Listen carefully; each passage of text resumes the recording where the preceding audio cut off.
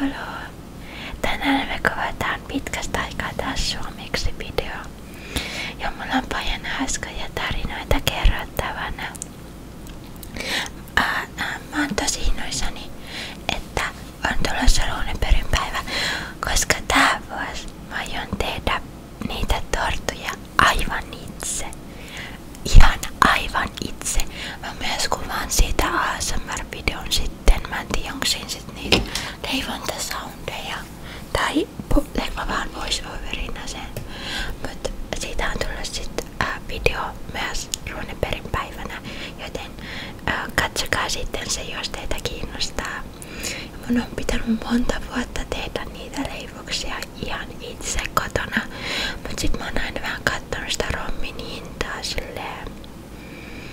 Toi on vähän kallista tehtävää. Ei oo rommia, mutta rommi ei oo vaan sama. Siinä ei oo prosentteja. No vitsi. Mä en juo hirveemmin. Mut siis mitä kaikkea mä voisin jutella tässä videossa. Tänään oli hauska aamu. Tiedättekö te sen tunteen, kun joku huoltomies tai huoltonainen tai huoltoihminen on tulossa teille niin kun asuntoon tekee juttuja ja sit sä oot vaan silleen mitä ihmettä.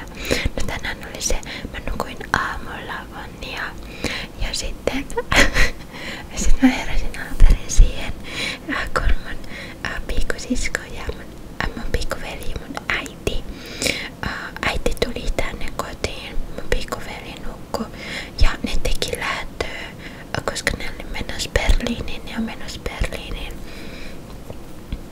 Niin niillä oli joku aamujuttu, niin mä heräsin joku 8 siihen, kun ne on lähettämässä lentokoneelle.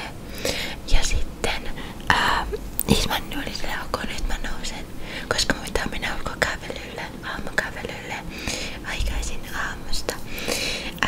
Ja sit tuli aina niin kiva mennä aamukävelylle. Mun plänina oli mennä sinne. Mä kävin viimeksi aamukävelyllä viime viikolla. Mä heräsin vahingossa kello 5 aamulta. Ja sit mä menin aamukävelylle 7 maista. Ja mä kuuntelin sellaista kunnon nightcore-musiikkia ja muuta sellaista vähän niinku disco- ja teknomusiikkia. Oli aika hauskaa. Mä aion minä huomenna taas aikaisen aamukävelylle, kun en vaan herää ajoissa. Se on vähän vaikeeta. Niin sit mä nukahdin kuitenkin tänään aamulla vahingossa. Ja tää on vähän pelottava hetki, koska mä herään siihen ääneen, mä kuulen jotain ihmeen tuntemattoman miehen ähkintää tuolta huoneen ulkopuolelta. Mä herään siihen, mä oon aivan hitsin hysteriassa. Ja mä mietin, että koska me ollaan muuttamassa tästä asunnosta pian pois, niin ehkä se on joku asuntonäyttö. Ja mulle ei oo vaan ilmoitettu siitä, että meillä on tulossa asuntonäyttö tänään aikaisin aamulla. En mä tiedä paljonko kello oli siinä kohtaa, mutta et jos mulle ei olisi ilmoitettu siitä, että on tulossa asuntonäyttö.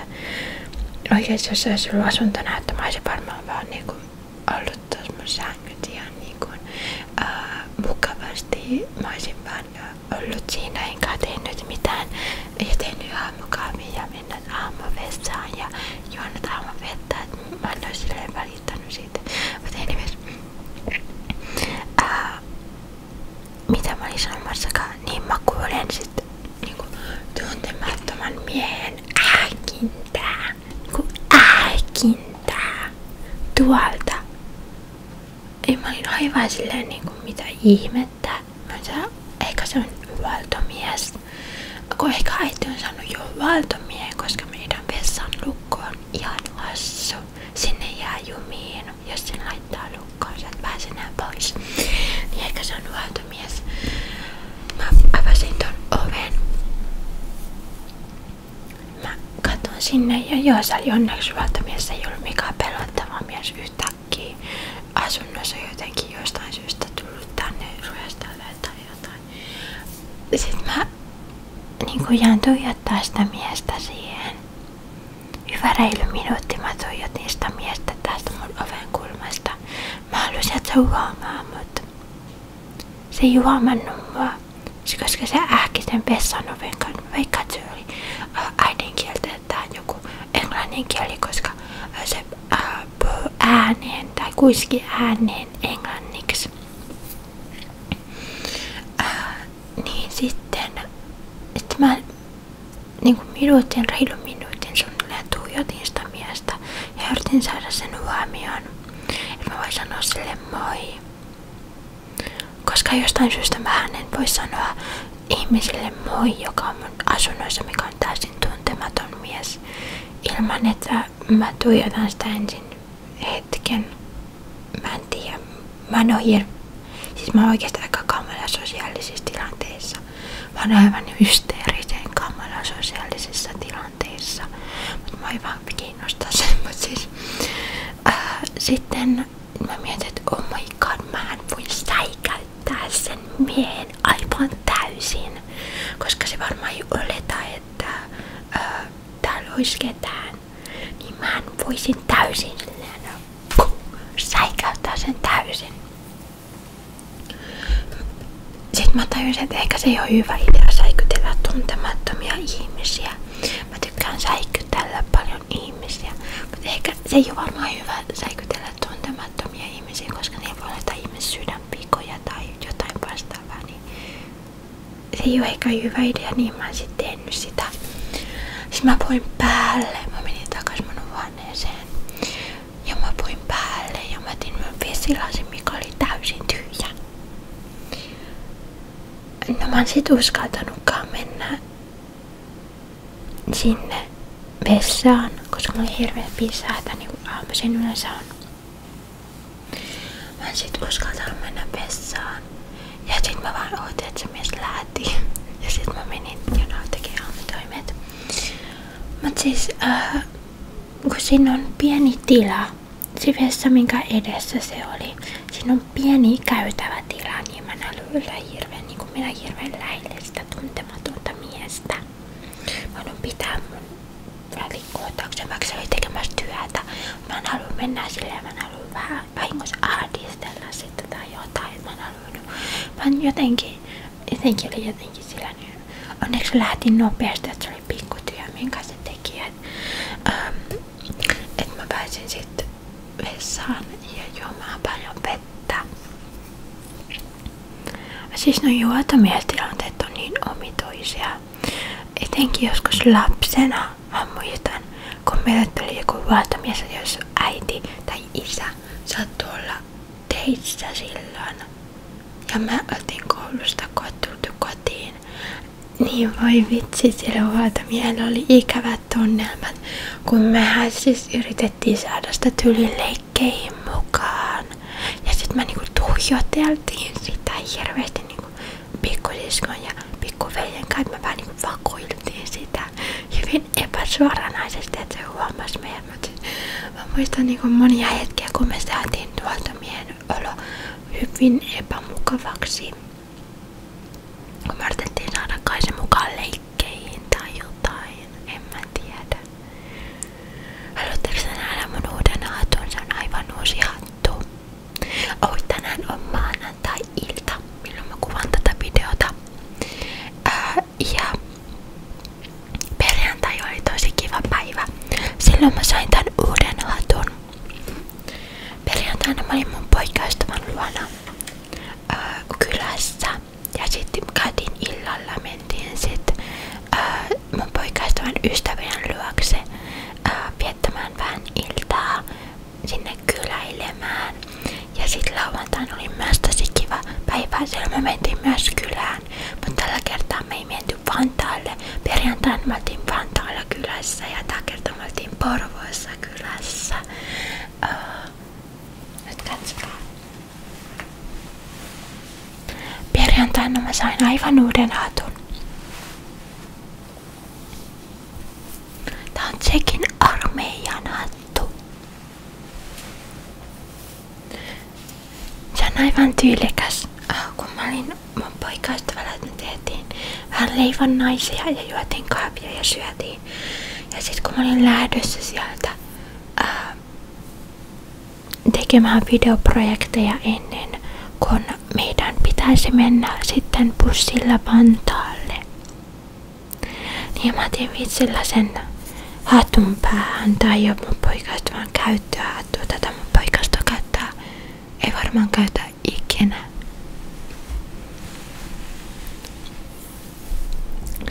Niin mä otin vitsillä tän päähän, että niin tää on nyt mun bye bye. Mut se sit sanoikin, että mun pitää tää, että se dikkaa tästä ilmeisesti, että sopii kuulemma mulle. Ja mä oon vähän huono käyttää hattuja, niin se myös haluaa, että mä pysyn lämpimään tuolla ulkona. Mutta mä tykkään myös tästä hatusta, kun tää on vähän erilainen. Ja kun mä tulin kotiin tähän päältä, mä kysyin mun pikkuveljeltä, että mitä mieltä se on. Ja se sanoi, että mä näytän jo keski-ikäiseltä mieltä. Ja mä oon sellainen, jes, toi on täsmälleen mitä mä haluan. Tässä on paljon erikoisominaisuuksia, mä voin näyttää teille.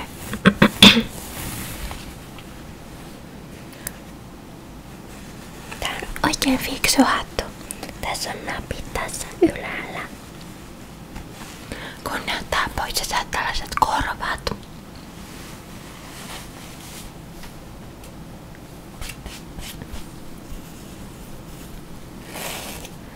Ja tässäkin on napit. Mä huomasin ne napit vasta tänään. Mutta tääkin on tyylikäs luukki. Koska tässä on tällaiset korvat. Ja mä tiedän, että ne ei kuulu pitää näin, mut mulla ei tuu kylmä mun korville, koska tässä on mun korvat ja tässä on tää hattu, se peittää ne jo.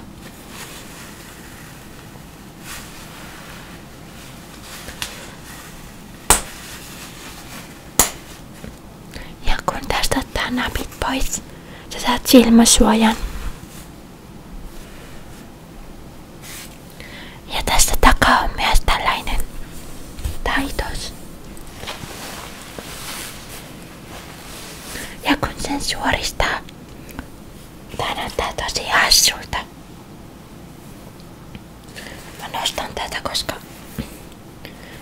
mä kuvaan videota, mulla ei tarvi olla silmäsuojaa. Ja katsokaa.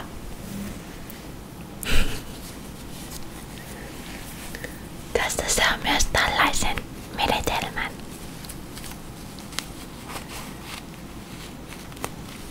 Kun tän laittaa ensin kiinni.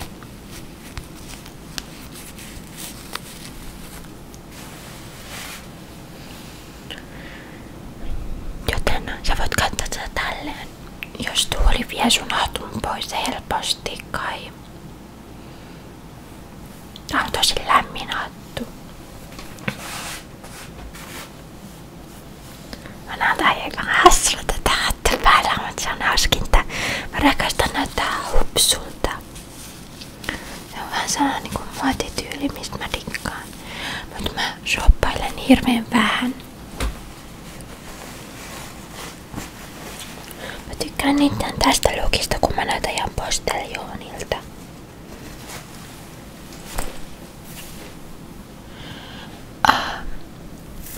Ihan posteljoonilta, niin se on kyllä mun lemppari.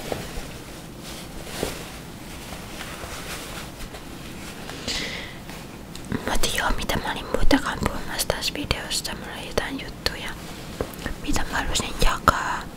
Se on hirveen vaikeet, kun välillä vähän unohtaa, mistä kaikesta kivasta haluaa puhua. Mut mietitäänpäs.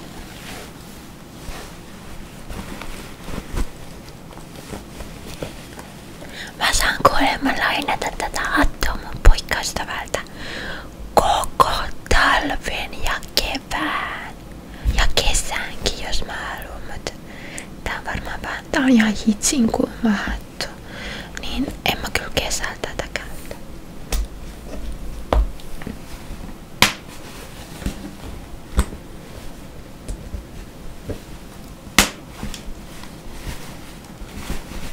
Tyylikäs. Muotitietoista käytöstä. Okei, mä otan nyt miettiä, mistä kaikesta muista mä voisin mainita teille ihmisille. Mutta pyydetään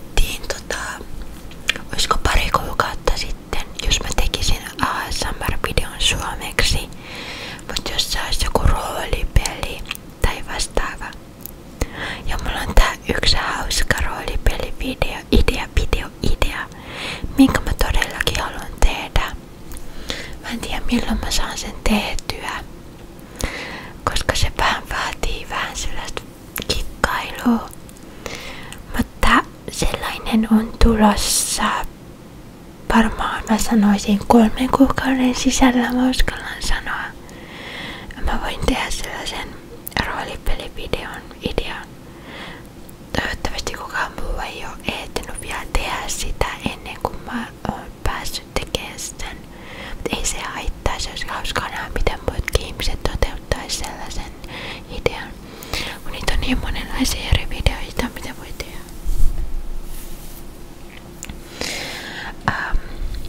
Mä en tiedä keksinkö mä muuta puhuttavaa tässä videossa.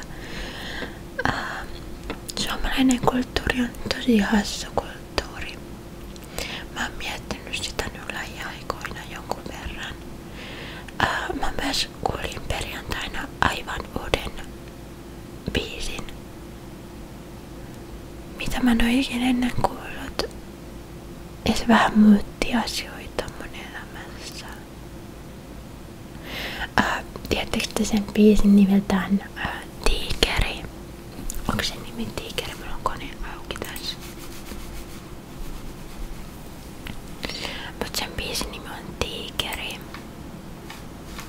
Ja mä voisin sanoa, että se on... Mä menen Spotifyin nopeen.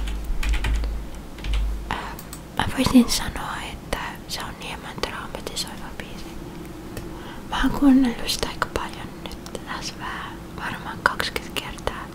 Se on Kuhlman Tiikeri. Joo. Ja siis ekaksi mä oon hiffannut, että miksi se laulaa tiikereistä. Mä innoistuin siitä paljon, että se laulaa tiikereistä. Ja niinku tiikerit hyppii ja pomppii sademetsissä. Ja mä mietin sen toltavaa, mutta sit kun mä hiffasin, että ei se ollutkaan ihan niin. Niin nyt mä oon vähän hämmentynyt. Mut se on tosi hassu. Se on vähän ällöttävä ja se on äärettömän hassu. Niin, mä oon vähän ymilläni. Jos mä oon vähän outon tässä videosta, niin se johtuu siitä, että perjantaina mä kuulin tällaisen biisin.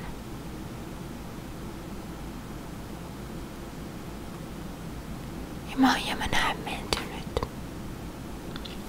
Lievästi sanottuna. Kiitos katsomisesta. Toivottavasti sä tykkäsit tästä videosta. Seuraavat videot tulee luultavasti olemaan englannin kielellä. Mutta tuleva video on Runebergin torttuleivontavideo, minkä mä teen sitten, minkä mä lataan tänne sitten itse Runebergin päivänä. Ja mä oon tosi innoissani, että mä pääsen leipoon, niin mä teen varmaan sen videon, mä kuvaan sen varmaan huomenna. No just tänään huomenna on 4. päivä, niin joo mä kuvaan ja editoin sen